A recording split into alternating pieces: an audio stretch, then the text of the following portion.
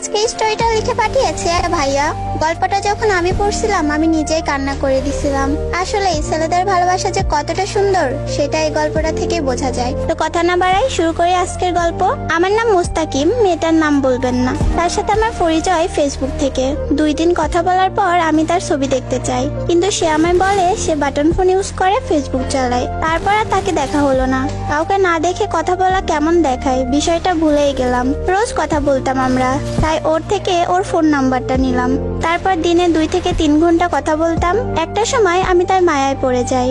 তারপর ভাবছি ওরে ভালোবাসার কথাটা বলবো, কিন্তু আমি তাকে কখনো দেখিনি। ওর বাসা আমার বাসা থেকে বেশি দূরে ছিল না। ওদের গ্রামের একটা ছেলে আমার স্কুলে পড়তো, তার কাছে গল্পটা শেয়ার করি। সে আমায় বলে মেয়েটা ভালো।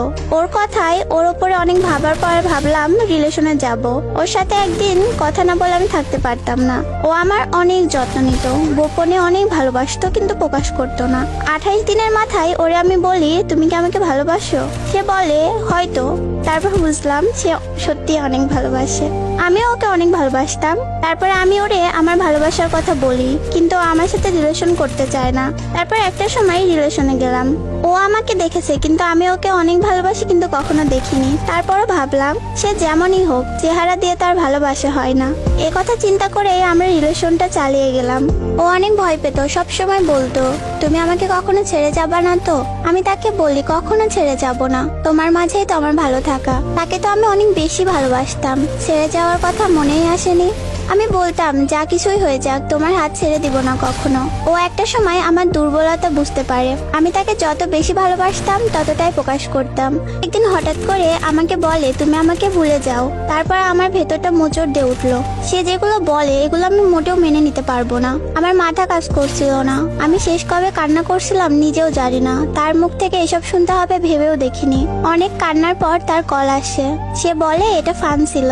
তারপর ও অনেক কান্না করে। এভাবে কেটে যায় অনেকটা দিন। তারপর এক সময় ওর ভাই আমাদের বিষয়ে সবকিছু জেনে যায়। ওর থেকে ওর ফোন কেড়ে নেয়।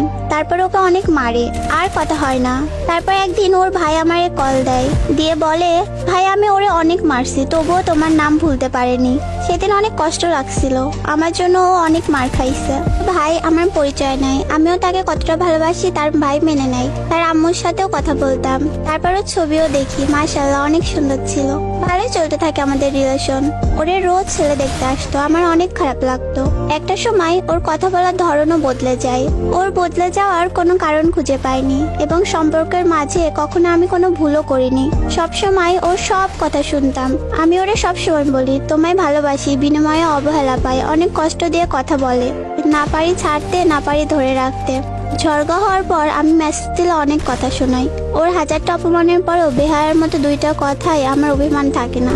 একদিন অনেক রিকোয়েস্ট করার পরে ও আমার সাথে দেখা করে। ও আমাকে বলে আমার আশা তুমি ছেড়ে দাও, অন্য কাউকে খুঁজে নিও, আমি তোমার সাথে থাকতে পারবো না।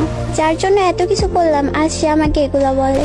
আমি সেই আগের মানুষটাকে তার মাঝে খুঁজে পাই না, যে মানুষটা আমার জন্য কান্না করতো, ফ্যামিলির বিরুদ্ধে যেত, আর সেই মানুষটা আমাকে ছেড়ে দিচ্ছে। মানুষ কিভাবে বদলে যায়। একদিন কথা না বলতে পারলে কিছুই ভালো লাগতো না। কত ঝামেলা দুজনে পার করে এসেছি, এখন সে আমার সাথে নাই। নিজেকে অনেক একা লাগে, সবকিছু যেন ফাঁকা ফাঁকা লাগে। ওরে কান্না করতে করতেও বুঝিয়েছি এত ভালোবাসার পরেও তার কাছে বিয়ে হতে পারিনি। আমি পড়াশোনা করি, স্টুডেন্ট মানুষ, আমার কাছে এত টাকা থাকে না। তারপরেও কাজ করে টাকা জমাতাম, কাজ করে টাকা দিয়ে ওই টাকা দিয়ে ওর সাথে কথা বলতাম। একটু কথা বলার জন্য কত কি করছি। আমি ধরে রাখতে চেয়েছি, কিন্তু সে থাকেনি।